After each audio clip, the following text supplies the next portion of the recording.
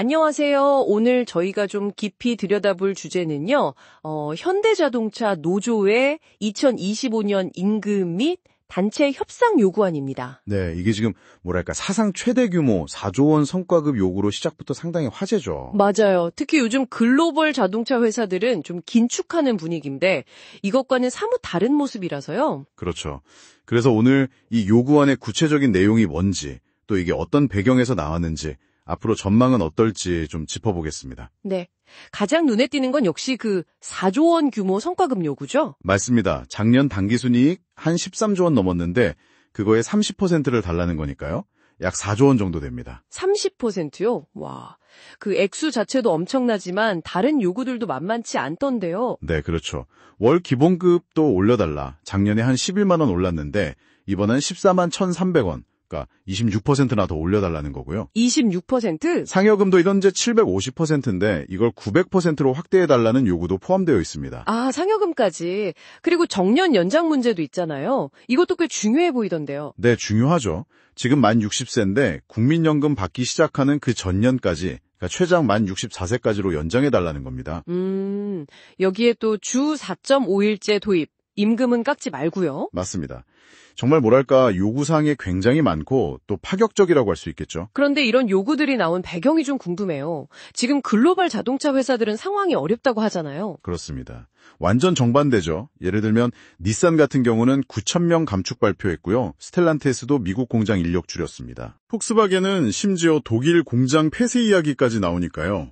이게 다들 실적도 안 좋아지고 특히 그 전기차 수요가 좀 주춤하는 그 캐즘 현상 때문이거든요. 네, 캐즘 현상. 현대차도 사실 성장세가 예전 같진 않잖아요. 맞아요. 작년 매출 증가율 보면 그 전해의 거의 절반 수준으로 떨어졌고 영업이익도 줄었고요. 순이익 증가율도 확 꺾였죠. 50% 넘게 늘다가 작년엔 7.8% 증가에 그쳤으니까요. 그럼 회사 사정만 보면 이런 요구를 다 끌어주긴 어려워 보이는데 협력 업체들 상황은 더 안 좋다고 들었어요. 네, 그게 또 큰 문제입니다. 특히 미국이 관세를 25%나 부과할 수 있다는 얘기가 나오면서 부품업체들은 지금 영업이 급감하고 회사 존립 자체를 걱정하는 상황입니다. 아, 관세 문제 때문에요? 네, 작년에 현대트랜시스 노조가 파업했던 사례가 있잖아요. 그때도 성과급 요구액이 회사 영업이익의 2배에 달해서 갈등이 컸거든요. 이게 남의 일이 아닌 거죠. 그렇군요. 그런데도 노조 분위기는 상당히 강경한 것 같아요.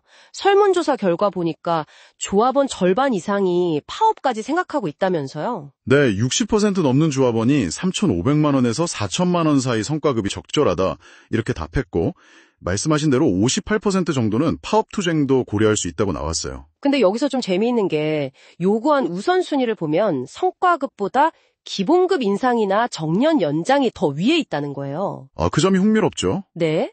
이렇게 역대급 성과급을 요구하면서도 정작 더 중요하게 생각하는 건 기본급이나 정년 연장이라는 거. 이게 뭘 의미할까요? 뭐랄까, 단기적인 보상보다는 좀 장기적인 안정을 더 원한다. 이런 신호일까요? 네, 충분히 해석의 여지가 있습니다. 물론 작년까지 실적이 워낙 좋았으니까 그에 대한 보상 심리도 당연히 크겠죠. 하지만 동시에 있잖아요. 전기차 시대로 넘어가면서 일자리가 어떻게 될까 하는 불안감, 이런 것도 반영된 결과라고 봐야 할 것 같습니다. 고용 안정에 대한 요구군요. 그렇죠. 당장 큰 돈도 좋지만 길게 봤을 때 안정적인 소득이랑 고용이 더 중요하다고 생각하는 흐름일 수 있다는 거죠. 하지만 이런 요구들이 다 받아들여지기는 현실적으로 좀 어려워 보이는데요. 네, 쉽지 않아 보입니다. 여러 요인이 있는데 일단 연말에 노조 집행부 선거가 있어요. 이게 또 내부 변수가 될 수 있고요. 아, 선거요? 네. 그리고 외부적으로는 미국 대선 결과에 따라서 관세가 어떻게 될지, 또 전기차 시장이 계속 이렇게 좀 주춤할지, 이런 불확실성이 너무 크죠. 현대차 협상 결과가 다른 계열사, 예를 들어 기아 같은 곳에도 영향을 미치지 않을까 싶은데요. 당연히 미치죠. 기아 노조도 지금 주 4.5일제 도입 검토한다는 얘기가 나오거든요. 현대차에서 만약 요구가 관철되면 다른 계열사들도 다 따라갈 가능성이 높고 그럼 그룹 전체적으로 부담이 엄청 커지겠죠. 복잡하네요.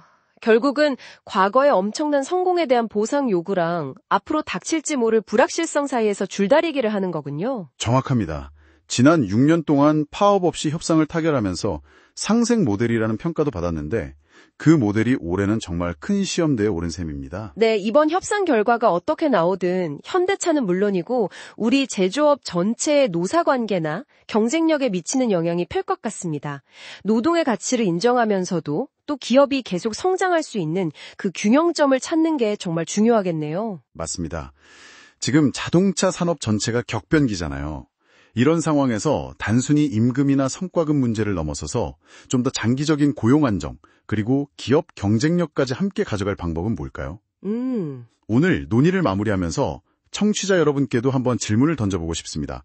부품 협력사들까지 포함해서 이 모든 이해관계자들이 함께 살아남고 발전할 수 있는 그런 지속 가능한 모델, 이걸 위해서 노사 양측이 어떤 좀 창의적인 해법을 고민해야 할지 함께 생각해 보시면 좋겠습니다.